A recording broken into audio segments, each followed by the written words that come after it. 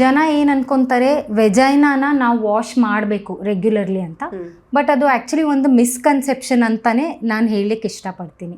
So ಹೊರಗಡೆ ಏನು lips ಕಾಣಿಸುತ್ತೆ ಅದನ್ನು ನಾವು ಟೆಕ್ನಿಕಲಿ ವಲ್ವಾ ಅಂತ ಕರಿತೀವಿ ಮೆಡಿಕಲ್ ಟರ್ಮ್ಸಲ್ಲಿ. ಸೊ ನಾವು ಕ್ಲೆನ್ಲಿನೆಸ್ ಆ ಪಾರ್ಟ್ಗೆ ನಾವು ಫೋಕಸ್ ಮಾಡಬೇಕಾಗುತ್ತೆ, ಎಕ್ಸ್ಟರ್ನಲ್ ಕ್ಲೆನ್ಲಿನೆಸ್ ಅನ್ನೋದು. ನಮ್ಮ ವೆಜೈನಾ ಅಥವಾ ಯೋನಿ ಅಂತ ನೀವೇನು ಹೇಳಿದ್ವಿ ಅದು ಒಂದು ಇಂಟರ್ನಲ್ ಆರ್ಗನ್ ಆಗಿರುತ್ತೆ.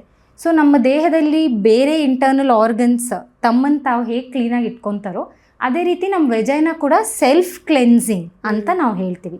ಅದರಲ್ಲಿ ಒಂದು ಬ್ಯಾಸಿಲೈನ ನಾವು ನೋಡ್ತೀವಿ, ಲ್ಯಾಕ್ಟೋಬ್ಯಾಸಿಲಸ್ ಅಂತ ಕರಿತೀವಿ. ಅದನ್ನು ನಾವು ಗುಡ್ ಬ್ಯಾಕ್ಟೀರಿಯಾ ಅಂತ ಹೇಳ್ತೀವಿ. ಸೊ ಅದು ವೆಜೈನಲ್ ವಾಲ್ ಅಂತ ಏನಿರುತ್ತೆ ಅದರಲ್ಲಿ ಈ ಲ್ಯಾಕ್ಟೋಬ್ಯಾಸಿಲಸ್ ಕಂಡು ಬರುತ್ತೆ. ಸೊ ಅದು ಕಂಟಿನ್ಯೂಸ್ಲಿ ಲ್ಯಾಕ್ಟಿಕ್ ಆ್ಯಸಿಡ್ನ ಪ್ರೊಡ್ಯೂಸ್ ಮಾಡುತ್ತೆ.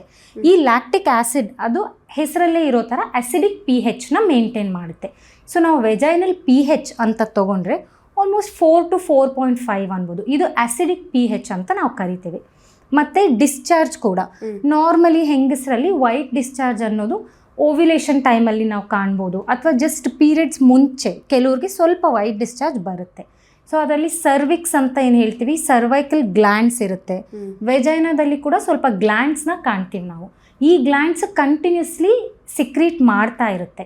ಸೊ ಇದೆಲ್ಲ ಸೇರಿ ಈ ಲ್ಯಾಕ್ಟಿಕ್ ಆ್ಯಸಿಡ್ ಅನ್ನೋದು, ಗ್ಲ್ಯಾಂಡ್ಯುಲರ್ ಸಿಕ್ರೀಷನ್ಸ್ ಅನ್ನೋದು ನಮ್ಮ ವೆಜೈನಲ್ ವಾಲ್ಗೆ ಒಂದು ಡಿಫೆನ್ಸ್ ಥರ ಆ್ಯಕ್ಟ್ ಮಾಡುತ್ತೆ.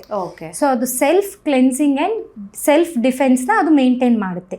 ಈ ಅಸಿಡಿಕ್ pH ಅಂತ ನಾವೇನು ಹೇಳ್ತೀವಿ ಅದು ಬಹಳನೇ ಪ್ರೊಟೆಕ್ಟಿವ್ ಆಗಿರುತ್ತೆ, ಯಾವುದೇ ಇನ್ಫೆಕ್ಷನ್ ಬರದೇ ಇರೋ ಥರ ನಮ್ಮ ವೆಜೈನ ನೋಡ್ಕೊಳ್ಳುತ್ತೆ.